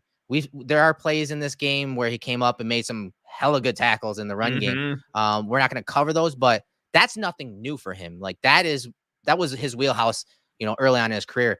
He's always in and around the ball. Yes, he will lose sometimes at the catch point, as you said, but man, in this game, he was aggressive against Chase, Higgins, and Boyd, whoever he was matched up against, and whatever coverage they were playing, he got physical with them. There were times where he was jamming guys at the line of scrimmage and making them work at the line of scrimmage. And I was not surprised, to see him in the hip pocket so often because of how aggressive he was playing. Yeah, he was targeted 10 times in this game. Crazy. Only gave up 5 catches, so a 50% reception percentage. Burrow had a 73.3 rating when he targeted Dane Jackson, which is very bad. He had 2 pass breakups, but he caused multiple incompletions, including the one there on that play that technically didn't count. He did have that one run stop. He just had a real quality game. And honestly, a bunch of the plays that he made help keep the Bills defense and the Bills team as a whole in this game. Because if he doesn't make some of those plays, it's creating scoring opportunities or converting on first downs. Like, he helped kind of swing the pendulum a bunch in favor of the Bills defense in this game. Talk about this run, Phil. I know you love this play. What the purpose behind this play is, and the run, Phil, by Dane Jackson here. So he executes that crack replace, and you've got the outside receiver who is working towards the safety. This whole play is designed to get the cornerback matched up on your running back. In theory, it's putting your running back on, the quote unquote weakest tackler on a team, thinking you have the advantage. And Mixon is fast. He's a big dude. There is so much space out here and so much area of opportunity for Dane Jackson to fail. And he comes up, he reads it, he triggers down, he sees Tyler Boyd come down and get into the kitchen of Micah Hyde, comes down quick, he closes the space, and then just picks that leg, picks that ankle, and takes down Mixon in space. The sideline recognizes it, the sideline loves it. It's the quickness and the decisiveness of Dane Jackson recognizing what goes on. And Eric, this is that crack replace and coming up and making the tackle. This is something we've seen him do with regularity since he was drafted by the Bills. Yeah, great read here. As soon as that guy push cracks to the safety, he replaces him, comes down and makes a hell of a tackle in the open field. If he doesn't make that tackle, if he's not aggressive and forcing Mixon to not only bubble it wide a little bit, and if he misses the tackle there, Mixon could be off to the races for a touchdown on that play. Like, that's how important that tackle was on that play. So let's fast forward to the second quarter, 3:26 left in the first half, 2nd and 10 situation, man coverage, top of the screen, Jackson versus Chase. Again, uses his hands at the line of scrimmage. Now he's got Hyde over the top here, but I love the hand usage as, near the line of scrimmage, but as he's going down the field and as Chase starts to look up for it, you see him snap his head around. Dude, so decisive, gets his eyes up. And of course, you see Hyde come up and over the top, but man, Jackson was in the hip pocket of Chase for several of these plays on Sunday night. Completely in phase with them in that hip pocket, like you said, and him doing this downfield with Jamar Chase, someone who, again, one of the best receivers in the game, and someone who, from an athleticism standpoint, has Dane Jackson completely outmatched. His athleticism, his speed, his ability, like, it doesn't compare. He is head and shoulders above Dane Jackson, but with the technique and the decisiveness and the aggressiveness, like, just what a great job from him. And something that we haven't seen him do a lot, him turn that head and locate the football. That's when he's given up like the big plays and hasn't gotten those PBUs. Like, he's usually in good positioning. He just doesn't make the play on the ball. He's one of those guys that waits for the receiver to declare their hands and then tries to punch out. This time he gets his head around, makes a play on the ball. Like you said, you also have a great angle from Micah Hyde making the play over the top. But Dane Jackson staying in lockstep with Jamar Chase downfield and then getting his head turned around and making a play on the ball is absolutely beautiful. And also shout out to Tyrell Dodson on that play for blowing up Joe Mixon. Yeah, he did blow him up there. All right, so third quarter, 7:30 on the clock, 1st and 10 situation, another cover 3 situation. And the coverage, I will say Hyde, I don't know if he's supposed to cut this or not, but Hyde gets turned around. It wasn't his best game from top to bottom, but this play and him vacating the post leaves Dane Jackson out to dry against Chase. But watch the recovery by Dane Jackson here. Gets back into the play. Ball's underthrown a little bit down the field, but once again, making a play at the catch point, breaking it up. Man, he was there all night in the hip pocket of Chase. And then Chase, I think this is the play where he lands on his back, right? Yeah, he lands. Oh, he lands real hard on that lower back. And they say tried to work him with the heating pad after that. The recovery speed, this is him showing that metal, showing that recovery speed again. Like Hyde is supposed to be that post safety. He is not there and kind of hangs Dane out to dry a little bit. But look at the play on the ball there as Chase goes up and he skies for it. So Dane's playing with that leverage because he thinks he's got Hyde in the post to help support him. He doesn't. Has to get on his giddy up to make a play on Chase. Now, granted, the ball is underthrown a little bit, which is what causes Chase to slow down, go up and sky for it. But again, Dane gets his head turned around, punches through the hands, and then he rakes and rips out to kind of use Chase's downward momentum against him to pull this ball out. This is, and I know a bunch of people were throwing it out, especially everybody who hates Dane Jackson, being like, well, this ball was underthrown and Dane sucks. 1, true, it was underthrown. 2, Hyde screwed up with the post safety play. 3, the recovery and play on the ball is tremendous. Like, how many times do we see Jamar Chase bail out Burrow like this and just go up and sky and make a play? Like, this is Jamar Chase doing Jamar Chase things. Dane Jackson stops it and also kind of throws him down to the ground pretty hard. That kind of forces that injury a little bit. That's a good physical and technical play in addition to being like a high effort play as well. Right. And then talking about physical play here, 4th down and 5. We're in the third quarter, 2:21 on the clock. Man-to-man situation, bottom of screen. And, Chase doesn't get the ball here, but this is look at the confidence in his technique and his footwork to jam, the near hand jam on Chase. And Chase tries coming back across the middle. And you see Dane Jackson undercut him right there, kind of slingshot, use his hands on the hips of Chase to undercut that. Now, again, the ball doesn't go there, but this is the type of confidence and grit he played with against, like you said, top tier competition, especially when you're talking Jamar Chase. Yeah, like that's not an easy thing to do, to get up, press man against Jamar Chase, who plays like a bulldog at times. Like, Chase welcomes that physicality. He's got a good release package. He's strong. He's technical. He's got burst. But like you said there, that near hand jam is beautiful. And then Dane, he also finishes it off and sticks his nose in there. This was a 4th down play. Like, this was a big stop that gave the ball back to the Bills offense. And it's how he chains everything together. It's that initial near hand jam and then the hip fluidity to open up and run with Chase once Chase goes inside. And then that's my favorite part. You talked about him getting underneath.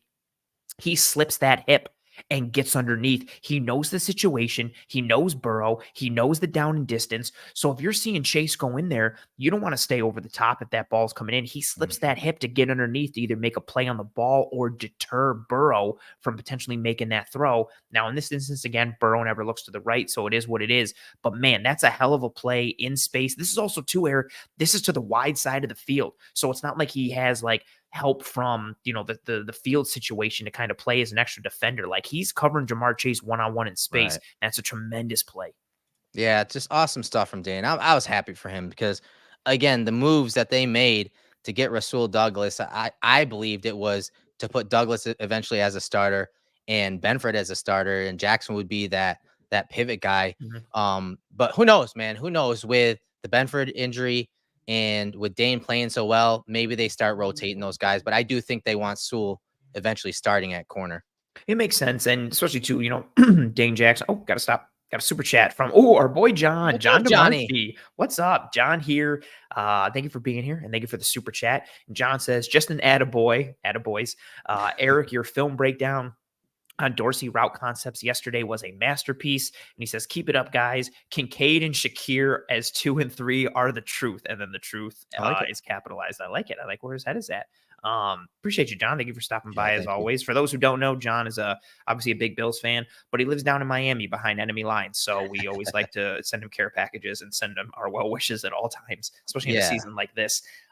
It was awesome to see Dane ball out. Dane is a free agent next year. And so the move with Rasul Douglas, which gives you reinforcement for this year, but also because Rasul's under contract for next year, even though he does have a pretty, team friendly out, you could potentially be looking at him next year. And, Benford's still under contract. Trey is obviously under contract. So this move, whether it was in season now or potentially in the future, when Rasul Douglas came in, I think it was a decently clear kind of well, Dane's going to be odd man out. And I don't know if it was just coincidental or it actually did light a fire under him, but man, he balled out in this game. He was a huge standout, not just defensively, but a huge standout in this game for the Bills. And again, a bunch of those plays that he made were big deterrents in keeping that Bengals offense at bay and preventing that game from getting out of hand. Yeah. It was those plays at the catch point that, again, once that defense settled in, you saw the confidence build up. And so while initially, the game plan wasn't all that well, and the Bengals drove down the field and got some points. And, again, there was some help from the offense and given the short field. But I was overly impressed with the defense, considering the injuries, including Bernard going down this game, Benford getting injured, Hyde out at times. For everything included, when we talk about those things, McDermott did a good job. I think that staff did a good job. I think maybe they would change some things if they were to meet again later this year. But overall, I thought they were solid, man. Solid. And they got to play differently. They have to play differently. You have to see some of that aggression at times because of those injuries. Again, the complementary football thing is a buzzword and it's coach speak, but there's a lot of truth to it. And I think that McDermott understands it. He just needs to get in tune with some better situations when we're talking situational football, especially when we're at the end of the game and closing things out and making some plays. And some of that is execution. But more importantly, him and Dorsey need to get on the same page on how they're going to attack, going into a game, but also how things are fluid and change within the game when we're talking complementary football. Yeah, it's not just the in-game adjustments on one side of the ball for the sake of that one side. It's what does it do for the bigger picture with that complementary piece. And, like you said, it's going to have to change on defense. We got into a fourth quarter against the Bengals where you were seeing meaningful snaps for Cam Lewis and Josh Norman and Taylor Rapp. No disrespect to any of these guys, but you had a package where it was Taylor Rapp and Dorian Williams and Tyrell Dodson and Cam Lewis and Josh Norman and all these guys seeing meaningful snaps, which is not a situation that anybody envisioned. Who thought Josh Norman was seeing meaningful snaps in an NFL game in 2023 if you just use him, let alone, Cam Lewis, who we know is a practice squad guy, or if everybody remembers him for the Justin Jefferson catch last year. We know what everyone's roles were supposed to be on this team. Now, all of a sudden, that game, and potentially going forward, depending on what happens with these injuries, Greg Rousseau is banged up. We're still seeing how Vaughn is progressing and coming back, if the brace comes off, and so on and so forth. There's just this defense is very much like a walking wounded group. And when you've got new skill sets and different play level abilities coming into the lineup, you can't stay with the same defense you were running before. It's like if you lose your quarterback or any top dude, you can't just be like, well, let's plug in the backup and just keep running the same thing. No, you have to tweak and you have to adjust. And this defense needs to do that big time. Coco Mung is saying it seems like the D this year has been more like Frazier than the Kuechly Panthers, or am I not seeing things? Initially, I don't think it was with how they were attacking, what they were doing, but I think there's been more bend but don't break since the injuries and the coverages that we're seeing. In addition to, I think there's a bunch of problems with the fact that they can't stop the run really without walking a safety down, which is, it's a lot of convoluted pieces. I don't know. I don't think it is that similar, because especially if you're talking coverage pieces, they're showing some different things where you're having Taron Johnson slide to the deep half. You're seeing safeties drop down and become the hole player in Tampa 2. You're seeing some cool odd front looks, bear looks. I think McDermott is a lot more multi-dimensional. And I think even we're talking his aggressiveness coming into the season, I didn't think we'd see it to this level against this type of competition. But again, those injuries will force you to do some different things. And to be honest, if that were the case, if he was playing more of a Frazier type defense, why would he blitz Burrow so much? Mm-hmm. He would have just dropped it out into his shells. He didn't do that. And so I don't think he's playing the same type of defense. And I think that's also why you're seeing some of those, stalwarts over the years, the Hydes, Poyer at times. Some of those guys are struggling because they're asking them to come down and cover number 3 wide receiver. I was going to say, do you remember Frazier asking Micah Hyde to come down and cover Calvin Ridley one-on-one, or Tyler Boyd one-on-one in critical situations? So, I would disagree with you there. And so Zach of all trades adds, great show, guys. Can you please explain why Aaron Schatz keeps saying the D is the problem? I know they are 30th in DVOA, but the eye test says it's the offense. Keep up the great work, fellas. Well, thank you for that donation and that super chat. Anthony, I'll let you lead with that one. So Schatz keeps, and man, this is another, I feel like DVOA and EPA has been under like so much attack recently. Man, yeah, it falls into that analytics category. So he keeps saying the D is the problem from the drastic change in their overall like efficiency, performance, and what they've been. There's also too, ironically, if you look at EPA, like the Bills defense is taking significant hits in EPA over the past several weeks, both in terms of EPA per play and total EPA, which if you don't know, that's expected points allowed. So basically like every play, it takes a measure of how much closer is the offense to scoring. The Bills were one of the best in the league before all these injuries. And really since, that game against Jacksonville, they've had a precipitous drop. So I understand you saying the eye test is the offense, but it's more from an advanced metric standpoint. It points to the defense being very inefficient, giving up a lot of these drives, not getting explosives. They're the worst team when it comes to explosives. Like, that's going to hurt you with EPA. Yeah, we broke that down the past couple weeks ago. Yeah, absolutely. Like they're inefficient from the perspective of letting offenses go on like long drives, but also to exactly your point, inefficient from the perspective of giving up a 12 or 15-yard run, giving up a 25-yard completion. And so him saying that it's the defense is indicative of those numbers and those metrics. And again, I think we've been more... He's looking at it from a numbers perspective. I think we've been a bit more understanding because we're factoring in the injuries on top of it. But there's no doubt that there's been a change in talent level and execution level since all these injuries, which, I mean, should be expected. Like you're playing with third stringers at a bunch of positions. Yeah, at every level was hit when it comes to the injuries, and including this game with Bernard. It's like a guy that was, starting out hot and like leads the team in tackles, and then he gets hurt, and you have Dodson moving the mic, and then you have Dorian playing, who again shouldn't probably be playing full time yet. Like there's a lot of moving pieces, and people want to say they're excuses. They're not. It's just the truth. When you lose, some of these guys that are injured, when you have multiple guys, playing injured. You talked about Rousseau, dude's dealing with several injuries. I don't know how he's even playing in the first place, but so you're going to have some production drop off from guys like that are working through injuries. And so I do think the DVOA is pretty fair when it comes to the defense and where those struggles are, because again, they're giving up explosives. And again, I think that points to, what McDermott has had to do as far as play calls, but how much different they are from Frazier's defense. Yeah, I think that's an excellent point. And that goes back to the previous comment that we got from Coco Mung. I don't think this defense is playing in that Frazier mold. I do think they've had to alter kind of in some of their game plan from initially who they were on the year. But yeah, look at what we broke down early on in the year with the 5 and 6 man pressures and what they were doing. And again, like all the creativity and coverages, like you had reps where, they're playing, cover 2 to a side, and Kyrie Elam is the deep half safety and Dane Jackson is the cloud corner, like the little wrinkles and coverages that they threw in. But now again, and this is from DVOA to try and simplify it, the biggest way is like an efficiency metric, because it compares all, players, teams, sides of the ball, depending on how you're filtering it across the league against all other teams in similar scenarios and situations. And so when you look at the Bills defense, they've fallen off from an efficiency standpoint again, and that is tied to, offenses sustaining drives, offenses generating explosives against them. So he's saying it's the defense because the offense really hasn't strayed away from their efficiency, which we've kind of talked about is they're almost too efficient at times, but the defense has fallen off a cliff really when it comes to that efficiency piece.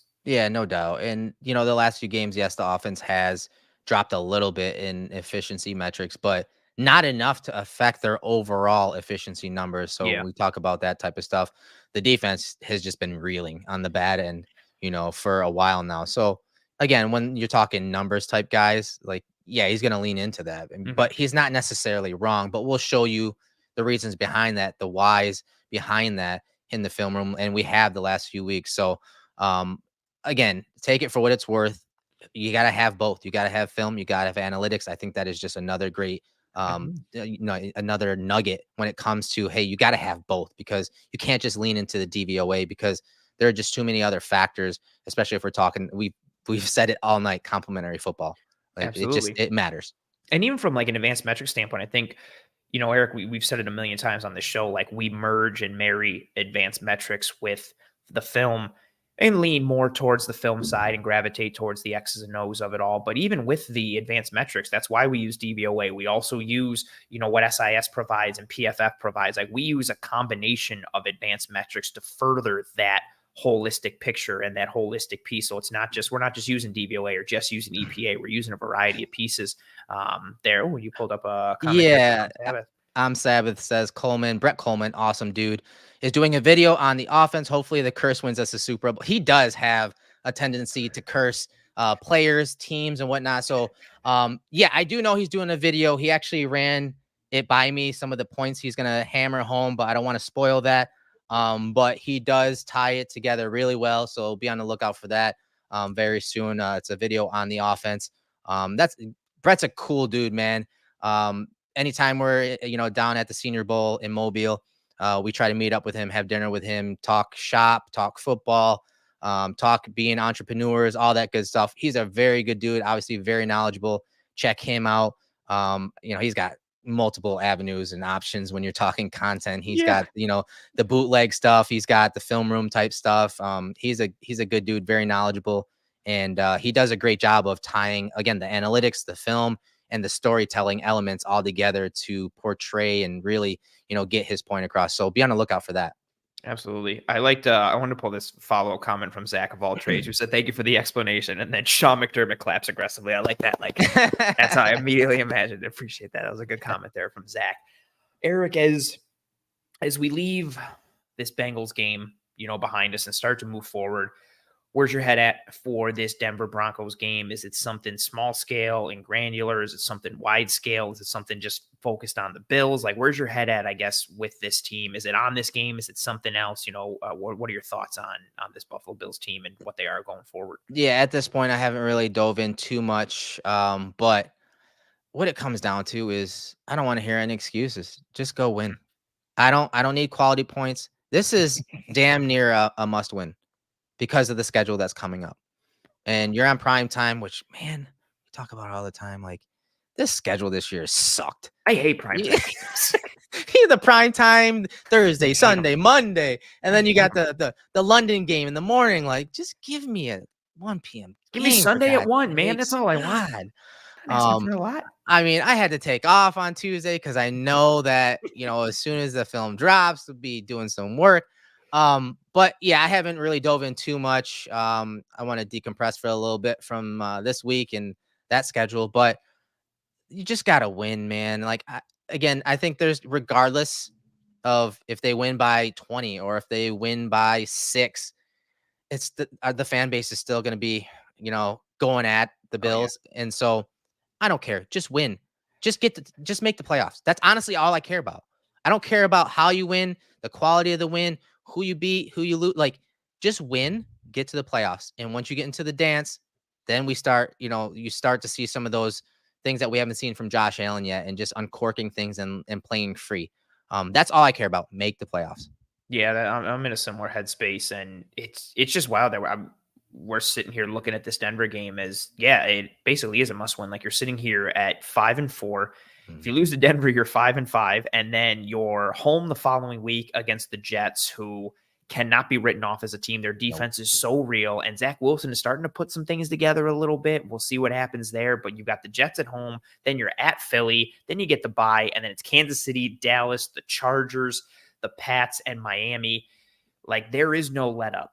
for this Bills team. And it's kind of looking like, based on the schedule for Miami, like you very realistically could see a week 18 showdown in Miami for the division title, which I mean, if that's the conversation, cool, that's even better. Because if that means like, oh, like if the Bills lose, they're still in a playoff spot, but it's going to take a lot to get them there. Like they have to course correct some things, and maybe along the way as the season, if they can just tread water now, maybe as the season goes along, maybe some guys start to come back a little bit and things start to right themselves from that perspective. But they've got a tall task the rest of the way. And I don't think they should be anybody should be overlooking this Denver team. Like they have some real quality players. Baron Browning coming back is a stud off the edge, and him and Patrick Surtain are just two great quality players on that side of the ball.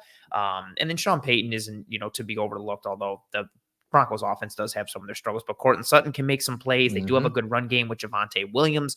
We'll see how the Bills can take advantage there, but this Broncos team is not one to be overlooked. They're feeling themselves after winning 2 in a row and beating Kansas City and then playing Taylor Swift as they shook hands. And that was hilarious. Awesome. Such a great troll job. Oh my God.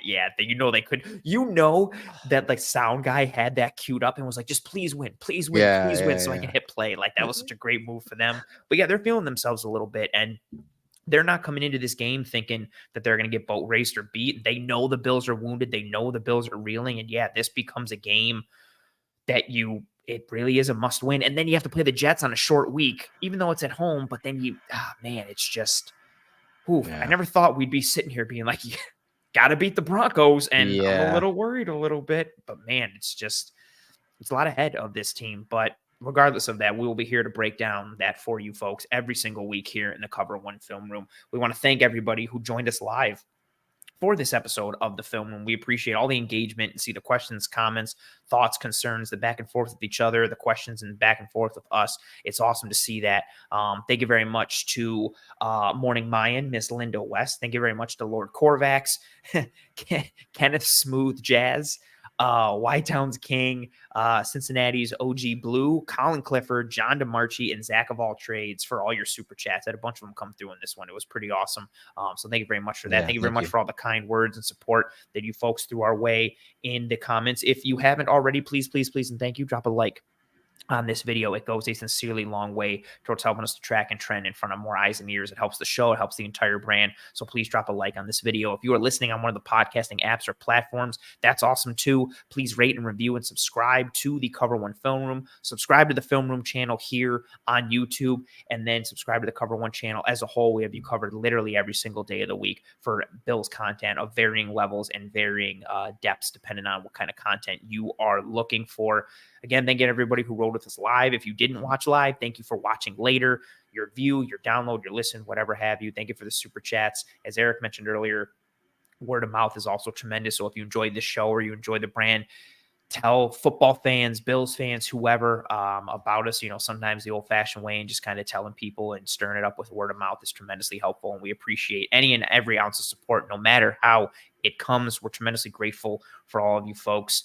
But that'll do it for us here in the Cover One Film Room. So for Eric Turner, for myself, Anthony Prohaska, this has been another episode of the Cover One Film Room. We will see you next Wednesday, November 15th, 7 p.m. Eastern, to break down Bills Broncos. So help us God if the Bills lose. Oh my God. For those of you going to the game against Denver, be safe, plan appropriately. It might be a little chilly. It's going to be a Monday game. So if you're tailgating for 8 or 9 straight hours because you took the day off or you're leaving work early, be safe, be smart, be responsible. Have a good time. Have a good week. We hope you and your family and friends and loved ones are all doing well and staying safe. Be kind to one another. Take care of one another. Godspeed. We'll see you next week. And as always, go Bills.